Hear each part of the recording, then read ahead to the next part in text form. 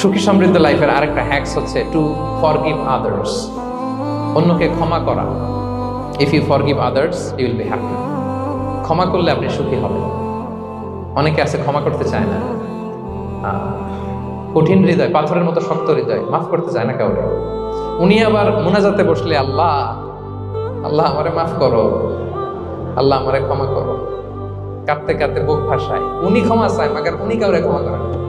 এরকম ডাকাত আছে না নাই?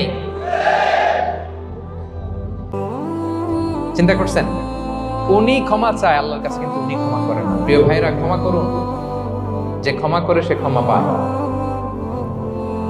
আচ্ছা, একটু চোখটা বন্ধ করে, চোখ বন্ধ করলাম আমি, জানা অজানা পাপের পাহাড়ের দিকে তাকালাম। এবার একটু চিন্তা করেন যে কি পরিমাণে ক্ষমা আল্লাহর পক্ষ থেকে আমার জন্য প্রয়োজন। চিন্তা করেছেন? এবার চোখ খুলুন, পাপের পাহাড়ের দিকে একটু তাকান।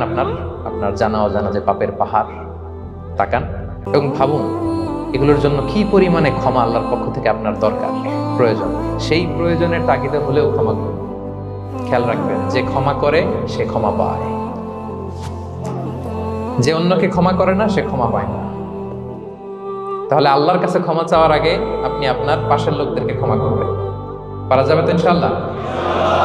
ক্ষমা এটা সবাই করতে পারে না, এটা অনেক বড় মহৎ গুণ। যার হৃদয় বড় সে ক্ষমা করতে পারে। আপনি যদি ক্ষমা না করে কারো ব্যাপারে হিংসা, বিদ্বেষ, ক্ষোভ, হিংসা অন্তরে পুষে রাখেন, ওর কোনো লস নাই, লস আপনার। It will burn yourself inside, আপনারা জ্বালিয়ে দিন। আপনি কারো ব্যাপারে ক্ষোভ রাখছেন, ক্ষোভে গদগদ, রেগে অস্থির, হিংসা, ওর কিছুই হচ্ছে না, হচ্ছে কার? আমার।